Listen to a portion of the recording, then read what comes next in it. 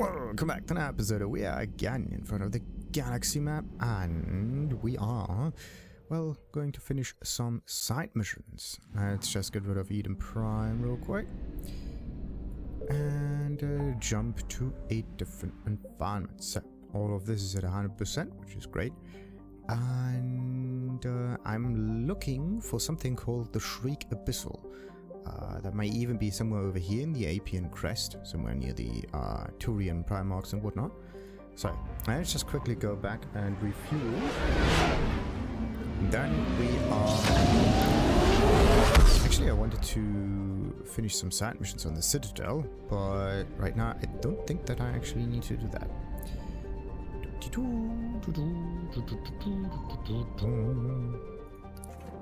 Let's get some fuel.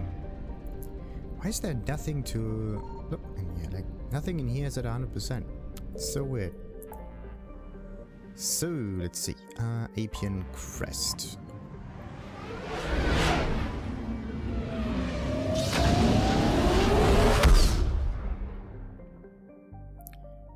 There you go. Oh, it also has a fuel station. That's nice. Yeah, rescue the Turian Primarch. This is like main quest thing. We're gonna do that later. For now, let's you know what? We are... Oh yeah. Which direction do we go? Castellus, maybe.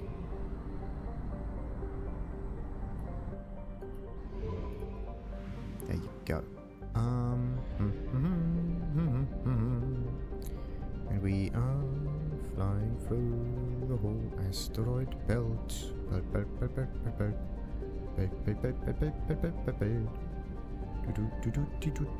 There are two belts around, and we are almost done with this one. And go to the next one. I haven't heard any bling thingy. Still no bling sound. That's weird. Oh, there's something. Okay, let's remember that for later. And now all about the planets. Let's just start with this one. Pheiros. Pheiros is a large terrestrial planet with a frozen surface and a thin nitrogen-based atmosphere. It presented the Turians with an interesting engineering challenge. How to mine its abundant heavy metals and get them off the high gravity planet without requiring so much fuel or ESO that it ruined the profit margin. As a result, the hierarchy heavily subsidized these mining concerns in return for retaining large stores of gold, iridium and niobium for their strategic reserve. Sensors report a large Reaper force of capital ships and destroyers here, which have chased off Pheiros' defenders. Interestingly, they seem to have captured several of the orbital stations intact rather than turn them to slag. Alright, so this is one that we need to scan. And Neos. Pheiros, Neos. There seems to be a pattern here. A small terrestrial planet, bathed in argon and carbon dioxide, Neos has a pressure cooker atmosphere. Probes revealed calcite cliffs, but few valuable minerals, and so the planet had only a few artificial satellites when the Reapers hit. Fragments from destroyed scientific research stations and spy drones litters the planet's Lagrangian points, presenting a navigation hazard. And Digeris. A hospitable world home to dextro amino acid based life. This Turian colony was famous until recently for being the site of the bloodiest battle in Turian history.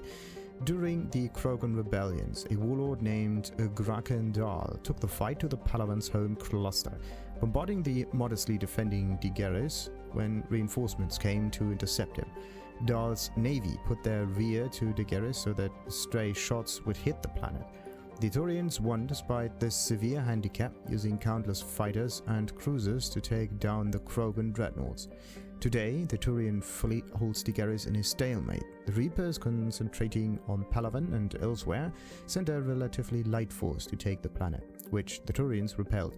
The Turians stand guard at Digeris while the Reapers travel throughout the system, destroying targets of opportunity until reinforcements arrive. And Carborics. A tiny rock planet with a thin, reducing atmosphere. Carbonics was remotely mined for millennia, first Ferrara platinum group metals and radioactives, then catalysts and semiconductors, and eventually structural materials like titanium, iron and nickel. Recovery operations were grinding to a halt just before the Reapers hit the planet.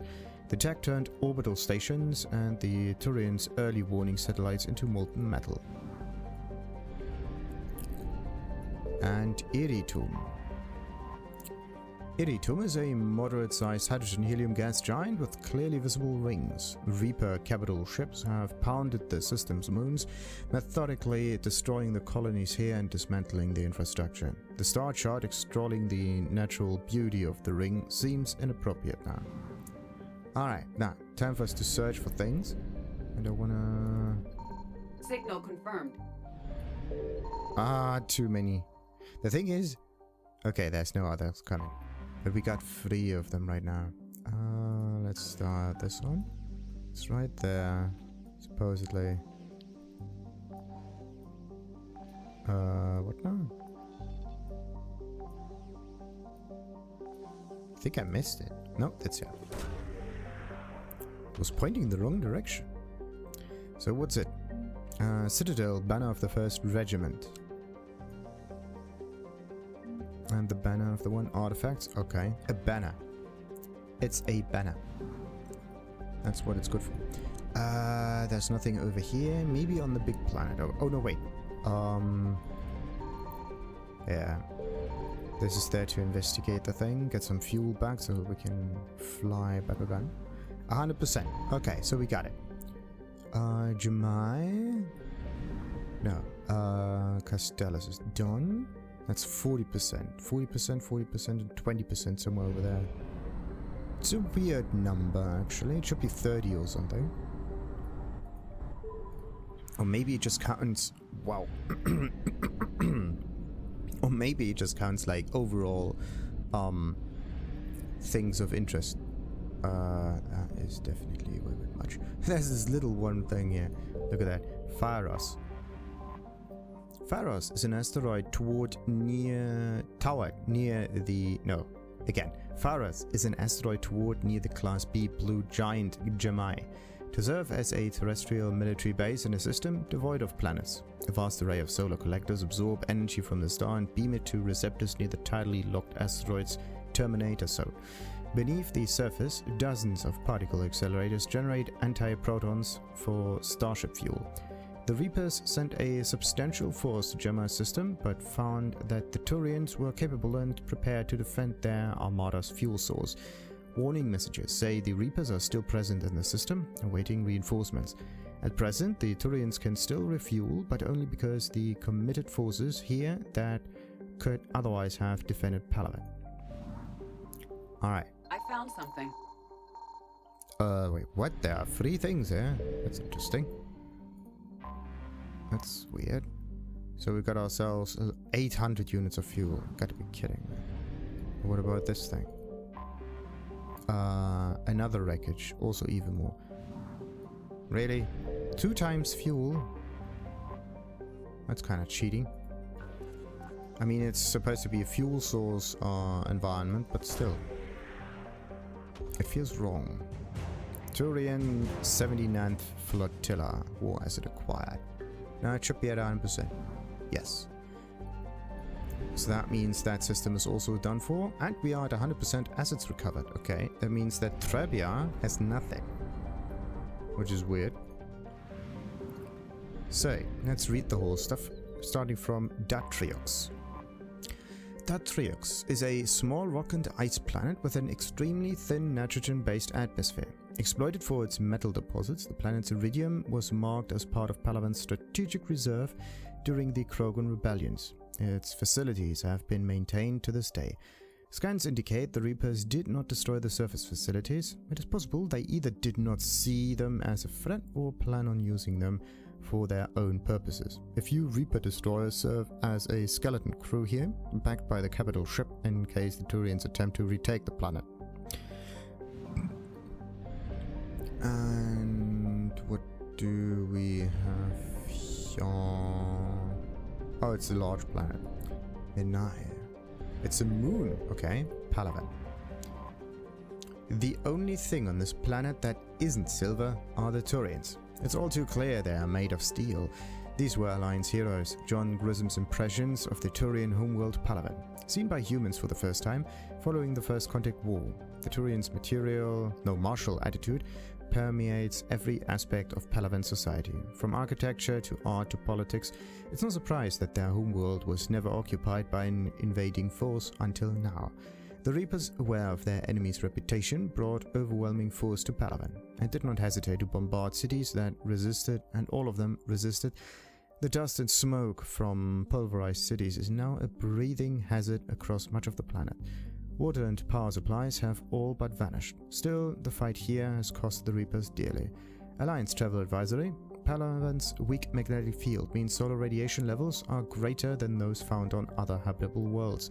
Human visitors advised to wear environmental suits or other radiation protection when visiting Palaven. And Aventon. Aventon is named for a tactician philosopher whose treatise on leadership is known by every Turian youth who pays attention in class. It is a small, hot rock planet surrounded by a haze of methane and helium. It was thoroughly mined for valuable minerals in the early days of the Turian space age, and since then has had little to offer. Aventon's token spy satellites and defense drones prove no match for even the small Reaper presence, and best reports suggest they have been eliminated. Castellus.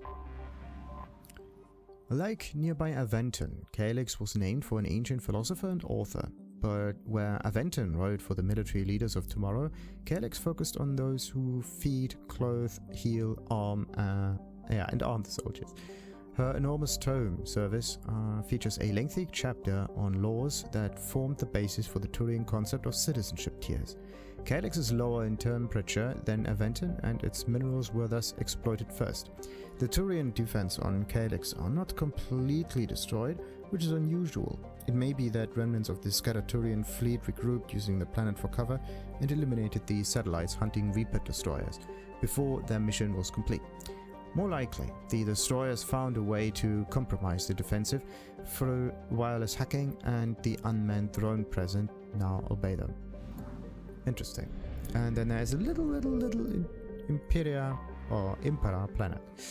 The small planet Impera is a hothouse of helium and argon, the latter a product of decaying radioactive materials.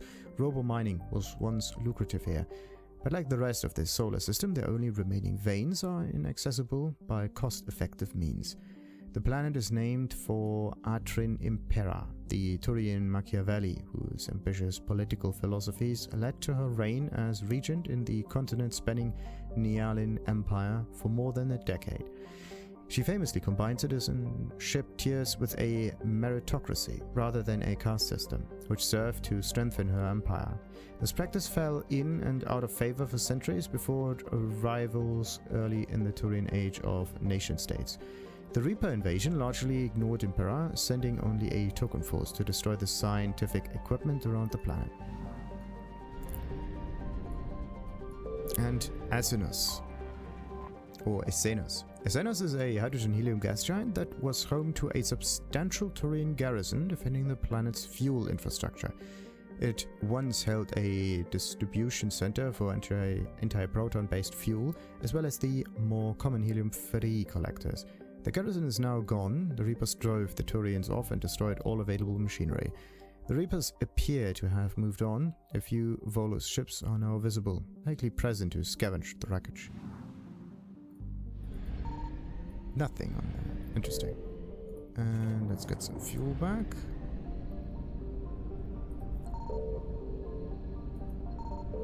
Yep, there's absolutely nothing in the system. That kinda explains a lot. Okay. Menai will be the point where we are going to continue the little missions. For now, let's look back into the Codex and see what we can learn about organizations. In recent years, the pro-human syndicate known as Cerberus has seen its influence grow galaxy-wide. The largely untraceable organization now includes private intelligence agencies, biotics laboratories, research facilities, and the lucrative corporations that provide a front for it all. Cerberus's charismatic leader, known only as the Illusive Man, drives the organization's philosophy and interests. The level of secrecy he maintains puts professional intelligence agencies to shame. As Cerberus grows, so too does public distrust of the organization. Some commentators have remarked that Cerberus is not so much pro-human as it is anti-alien. Others question the blind loyalty of its employees. The Illusive Man is a human loyalist focused on advancing the interests of his species, whatever the cost to non-humans and reportedly humans. The Citadel Council regards him as a fanatic who poses a serious threat to galactic security. The reclusive tycoon is the head of Cerberus, an organization that furthers his pro-human agenda throughout the galaxy. His views have led him into questionable alliances. Recent rumors go so far as to suggest that the Illusive Man may even have allied with the Reapers. Well, there's definitely a connection there, but we're gonna figure that out in the future. For now, let's let this scanning episode be a scanning episode and continue with the Turian Primarch in the next one. Like and subscribe, of course, as usual, and ta-ta!